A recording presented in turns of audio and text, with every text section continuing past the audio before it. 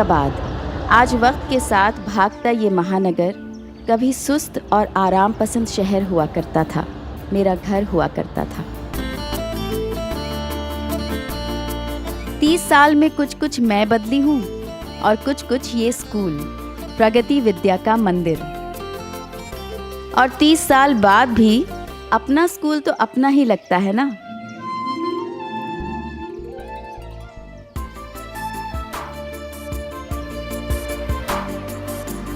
और अपनी साइकिल को दनादन पैडल मारती हुई स्कूल में आ रही है 16 साल की नैना अग्रवाल, जिसकी आंखों में छोटे छोटे सपने और बड़ी बड़ी उम्मीदें थीं।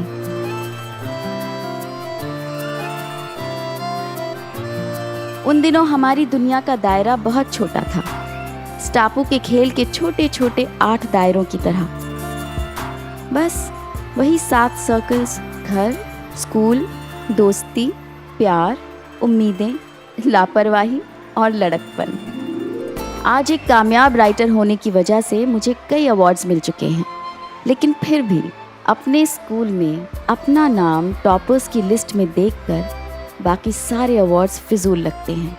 नैना अग्रवाल टॉपर 88, 89। लेकिन क्लास 10 यानी 1989 वो आखिरी साल था जब मैंने टॉप किया। 89 वो आखिरी साल था जब तक मैंने कभी झूठ नहीं बोला था, क्योंकि 1919 था वो साल जहां से मेरी कहानी शुरू होती है। अगले गीत की फरमाइश ग्राम ग्यासपुरा से चंदन धाकड़ ने की है। इस गाने के बोल मजरूह सुल्तानपुरी। तब रेडियो का एक ही चैनल था जो पुराने और नए गाने सुनाया करता था, क्योंकि मुफ्त के टॉरेंट्स और डाउनलोड्स नहीं थे हमारे और पास। संगीत आनंद मिलिंद का। तो प्रस्तुत करते हैं कयामत से कयामत तक फिल्म से ये गीत।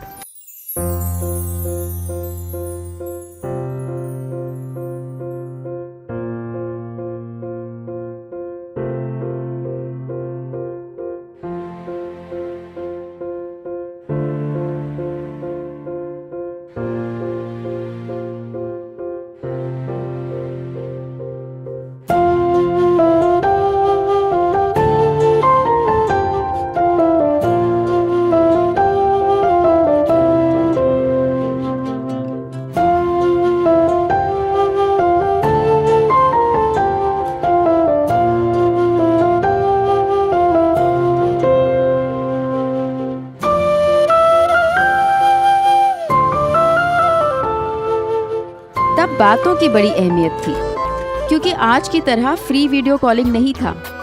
लोग एसटीडी पीसीओ की दुकान पे 6 बजे से लाइन लगाते थे अपनों से बात करने के लिए, क्योंकि 9 बजे के बाद बातों का रेट डबल हो जाया करता था। ये उन दिनों की बात है जब अंतर्राष्ट्रीय क्रिकेट में सचिन का पदार्पण हुआ था। पर तब किसको पता था कि यही 5 फुट 5 इंच का सचिन तेंदुलकर आगे चलकर मास्टर ब्लास्टर कहलाएगा।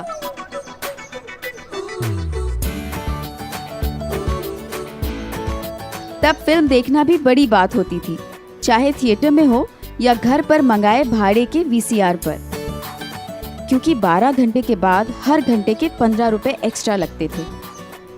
आजकल के चमचमाते एलईडी होर्डिंग्स तब कहाँ थे। पेंटर्स रात भर जाग के फिल्म के पोस्टर्स हाथ से पेंट किया करते थे। आमिर खान परफेक्शनिस्ट नहीं था, शाहरुख खान किंग खान नहीं था और सलमान खान भाईजान नहीं, सिर्फ प्रेम था। उन दिनों की सुबह भी कुछ अलग ही होती थी। हवा में एक उम्मीद की खुशबू हुआ करती थी, कुछ खास होगा। और 11वीं कक्षा में पढ़ने वाली 16 साल की लड़की का हर दिन खास ही होता है। ये देख,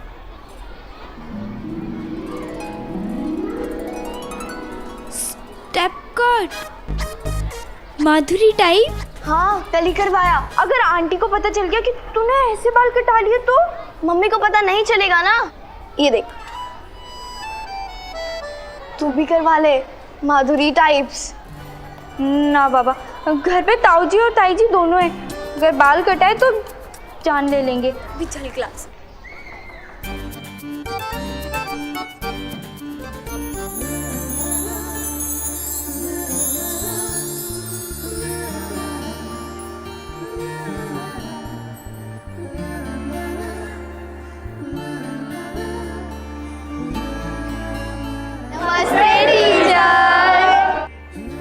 ये शांति टीचर हैं। मैथ्स जैसे बोरिंग सब्जेक्ट को इन्होंने लड़कों के लिए इंटरेस्टिंग कर दिया था।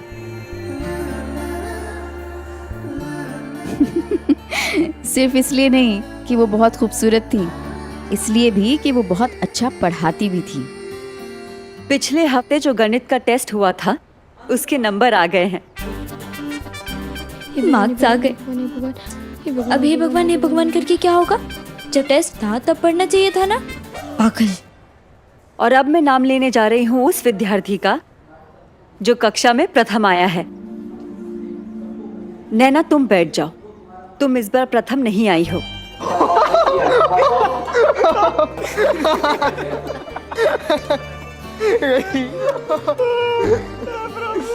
और जो विद्यार्थी 20 में से 18.5 अंक लेकर प्रथम आया है वो है संजय टिबरीवाल।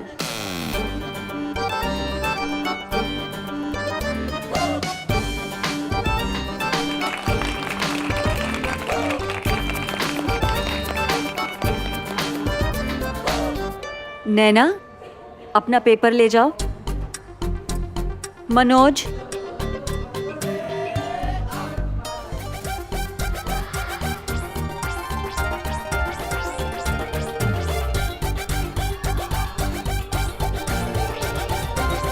आज हम बीज गणित करेंगे, ठीक है? मैम, हाँ नैना। ये वाला सवाल ना, यहाँ इस प्रश्न में आपने मुझे 3 नंबर दिए हैं, जबकि ये प्रश्न 4 मार्क्स का है। अंकों की गलती अब ठीक हो गई है, इसलिए इस बार भी कक्षा की प्रथम विद्यार्थी हमेशा की तरह नैना है, क्योंकि उसे अपनी काबिलियत केवल पता ही नहीं है, उसे उस पर पूरा भरोसा भी है। बात सिर्फ 1 या आधे अंक की नहीं होती, बात होती है अपने पर पूरे विश्वास की। शाबाश नैना। एक मैं थी जो 1 मार्क के लिए मरी जा रही थी, और एक वो था जिसे अपनी जान की परवाह ही नहीं थी।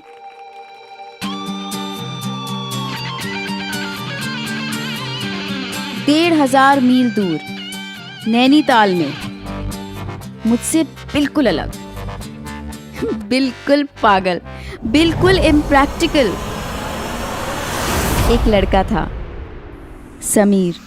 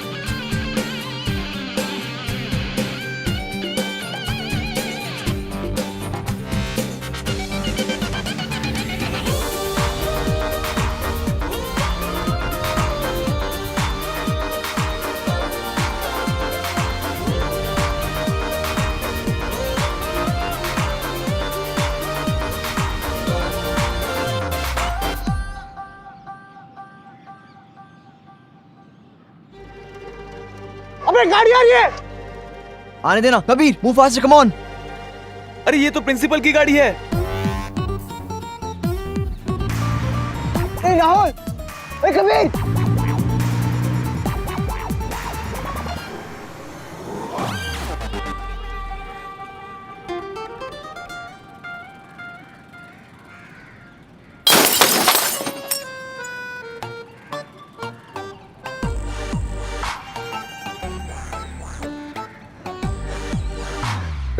Good morning sir. इस दिल धड़का देने वाले हादसे के बाद समीर का क्या हुआ वो मैं आपको बाद में बताती हूँ। पहले आपको अपने घर वालों से तो मिलवा दूँ। हम आ गए। सत्यानाश, तोड़ दी ना मेरी नई चप्पल। परसों ही तो लिया था, तुम लोगों को कितनी बार कहा है कि जो लोग दरवाजा बिना खटखटाए आते हैं ना, वो लोग चोर कहलाते हैं। अब ये चिपकाने वाला सामान मेरा कहाँ रख दिया? नैना, आजकल दरवाजे पर नॉक करने का जमाना नहीं रहा। प्रीति, आजकल दरवाजे को लॉक करने का जमाना भी नहीं रहा। हे भगवान, क्या किस्मत है मेरी। पड़ोसी बनाए भी तो जेठानी को, जो सारा दिन गिलहरी की तरह मेरे घर में ही फुदकती रहती हैं। मम्मी, आप अभी तक तैयार नहीं हुई? ओहो, तू क्यों मरी जा रही है? कौन सी तेरी शादी हो रही है? एक काम कर, ये रख दे। और हाँ, कॉपी पेन वहाँ पे है, ले लेना, वहाँ लिखने के काम आएंगे। तो फिर जा कहाँ रही हो? अरे, वो तीसरे माले वाली मिसेस जैन है ना, उनके वहाँ बेटी के शादी के दहेज देखने के लिए बुलाया है। अब जाके थोड़ा देखो तो सही, आजकल लड़कियों के माँ बाप को कितने दहेज देने पड़ते हैं। पर चाची, दहेज तो बुरी प्रथा है ना, और वो अपनी बेटी को क्या दहेज दे रहे हैं वो आपको क्यों देखना है? अरे बेटा, वो क्या है ना, देखेंगे नहीं तो पता कैसे चलेगा? कल को मेरी शादी होगी तो मम्मी को पता होना चाहिए ना मुझे कितना दहेज देना है। चाची जी, अगर आपको पता करना ही है तो बेटियों के मार्क्स पता कीजिए ना। आज गणित के टेस्ट के मार्क्स आए हैं, मैं फिर से फर्स्ट आई, पूरे 19 नंबर। क्या बात है। तू तो हमेशा ही फर्स्ट आती है। पर तू प्रीति, तू पास तो हो गई ना? हाँ, हो गई ना पास? हाँ, 17 आए हैं। अरे वाह, क्या बात है। ऐसे भी ये टेस्ट वेस्ट का कोई मतलब नहीं है। लड़की की असली टेस्ट तो तब होता है जब कोई लड़का उसे देखने के लिए आता है। मेरी पूजा तो है ही सुंदर, कोई भी ले जाएगा। तेरे लिए तो भर भर के दहेज देना पड़ेगा। कर लो। मम्मी, वैसे शादी में सबसे ज्यादा मुश्किल तो नैना की होने वाली है। तेरी बहुत चिंता रहती है मुझे। अब तेरे पास ना ही पूजा की तरह नैन नक्श है और ना ही भाई साहब के पास दहेज में देने के लिए पैसे वैसे। तेरे तो भगवान ही मालिक है नैना। चाची जी, भगवान तो सबके ही है, और जैसे आपको चाचा जी ले आए वैसे ही हमें भी कोई ना कोई तो ले ही जाएगा।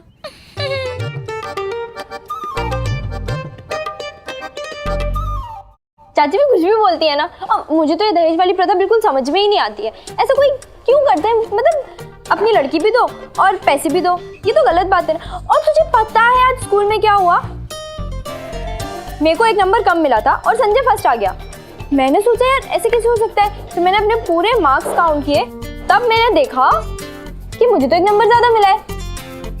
प्रीति, क्या कर रही है तू? 7 को 17 कर रही हूँ। मतलब मैं फेल हो गई ना।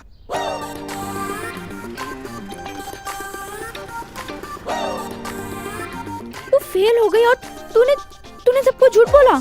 हाँ, क्योंकि अगर मम्मी ने ये मार्क्स देख लिए ना तो तमाचे मार मार कर गाल लाल कर देंगी, इसलिए 7 के आगे डंडे खींचकर 17 कर रही हूँ। और इस छोटी सी डंडी का झूठ अगर पकड़ा गया ना तो ताऊ जी तेरी बड़े से डंडे से पिटाई करेंगे। और चाची जी, चाचा जी, वो क्या बोलेंगे? जी, तो उन्हीं के लिए तो कर रही हूँ। अगर वो अच्छे मार्क्स देखेंगे तो उन्हीं का खून बढ़ेगा, वरना मेरे लिए तो 7 मार्क्स भी काफी है। नैना, तू मेरी बहन है ना, अपनी बहन के लिए इतना तो कर सकती है। नहीं, मैं झूठ नहीं बोलूंगी। अरे तो सिर्फ चुप रहना ना यार, एक बार सुन तो ले। मुझे कुछ नहीं सुनना। नैना, प्लीज मेरी मदद कर दे। मैंने कहा ना, मैं झूठ नहीं बोलूंगी। नैना, तू समझ नहीं रही है। नहीं मतलब नहीं, ठीक है? ठीक है, सब कुछ मैं ही कर लूंगी।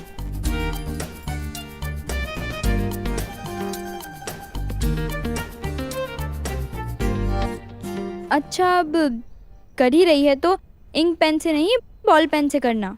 टीचर ने भी पेपर बॉल पेन से ही चेक किया है। गलत पेन से करेगी तो पक्का पकड़ी जाएगी। वाह नैना, वैसे तो तू झूठ बोलती नहीं, पर अगर बोलेगी तो बड़ी सफाई से बोलेगी। मैं क्यों झूठ बोलूंगी भला? हाँ, हवा आने दे। अगर लाइफ में फ्यूचर देख पाते तो मैं ऐसा कभी नहीं कहती कि मैं झूठ नहीं बोलूँगी, क्योंकि कोई एक ऐसा था जिसके लिए मैंने झूठ भी बोला और न जाने क्या क्या नहीं किया। मैं तुम्हें आखिरी मौका दे रहा हूं Sameer Maheshwari. Tell me the truth, this is your last chance. Tell me कि बाइक पे राहुल और कबीर थे। नहीं सर, वो नहीं थे। तो कौन थे? टूरिस्ट। टूरिस्ट थे?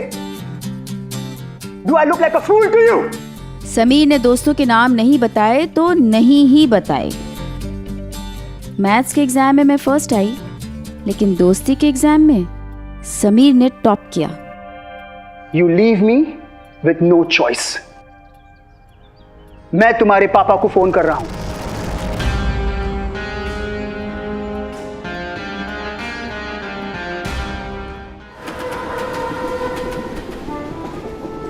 लेकिन ये दोस्ती की कीमत चुकाने के लिए समीर को बोर्डिंग छोड़ना पड़ा। वो नैनीताल से भागा पर अपने घर नहीं गया। उस दिन दो अच्छी बातें हुई। पहली ये कि समीर नैनीताल से अहमदाबाद आया अपने नाना जी के घर, और दूसरी हमारे घर टीवी आया। अब आया? ये कानी आंख वाले राक्षस को घर के बाहर फेंक दो। अरे भाभी जी, आप कैसी बात कर रही हैं? हाँ जी, तो टीवी लगा है और आप। और घर में बौंडापन शुरू हो गया। पर हम तो बस डांस ही कर रहे थे। भाई साहब, घर पे टीवी है तो बच्चे थोड़ा बहुत देखेंगे ना। देखें, लेकिन ऐसे कोई फूल नहीं लाता, कोई तोहफे नहीं लाता अपनी महबूबा से मिलने। महबूबा, हे भगवान, कैसे कैसे तो शब्द आजकल गानों में डालने लगे हैं। नैना, अगर लोग तुझे ऐसे नाचता देखेंगे तो क्या कहेंगे? ताऊ जी इतने बड़े वकील और चाचा इतने बड़े सीए और बाप। खैर, बाप को तो छोड़ ही दो। अगर ये सब कुछ ऐसे ही चलता रहा ना तो सारे मोहल्ले में नाक कट जाएगी। भाभी जी, आप गुस्सा मत कीजिए, मैं हूं ना, मैं समझाऊंगा इन्हें। क्या खाक समझाओगे तुम? अरे बिना माँ की बच्ची ये सोचकर तुम्हारे पास रखा था कि तुम्हारी भी दो बेटियां हैं, संस्कार सीख जाएंगी, लेकिन तुमसे क्या उम्मीद करें? आनंद, भूलो मत कि अगर हम तुम्हें शहर नहीं बुलाते, नहीं पढ़ाते लिखाते तो आज गांव में बैठे कहीं उपले बना रहे होते।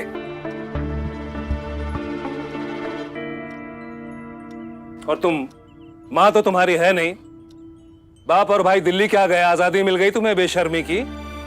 ये उन दिनों की बात है जब जरा सा नाच लेने पर भी घर में बवाल हो जाया करता था। लेकिन जब जब ताऊ जी के गुस्से का ज्वालामुखी फटता, उसे शांत करने के लिए चाचा जी प्यार की फुहार डालने हमें बाहर घुमाने ले जाया करते थे। लेकिन उस दिन जब हम घूमने गए तो वहाँ ऐसा कुछ हुआ जो मैंने कभी सोचा भी नहीं था। बहनों और भाइयों, अब सुनते हैं तेजाब फिल्म का ये गाना। आज तो बहुत कुछ खरीदूंगी। अच्छा, तुम लोग तब तक जाके पानी पूरी खाओ, हम लोग खरीदारी करके आते हैं, ठीक है? नमस्ते चाचा, 2 प्लेट पानी पूरी। वो हमेशा वाली। बिल्कुल बिल्कुल। जल्दी से। अंकल, मिनरल वाटर है? हाँ है। कोई बीमार है? उन दिनों पैसे खर्च करके पानी की बोतल खरीदने वाले बेवकूफ बहुत कम होते थे।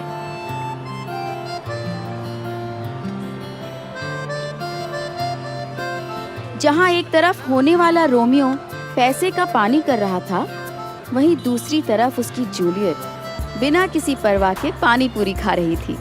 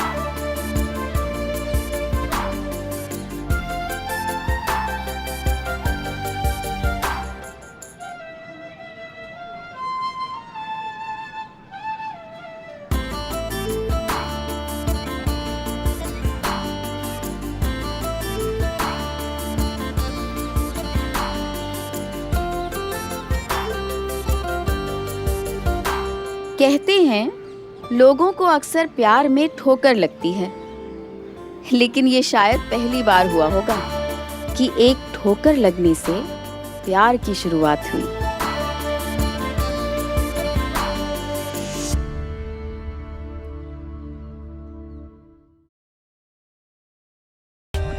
For more updates, subscribe to our channel, click the show links and enjoy watching the videos.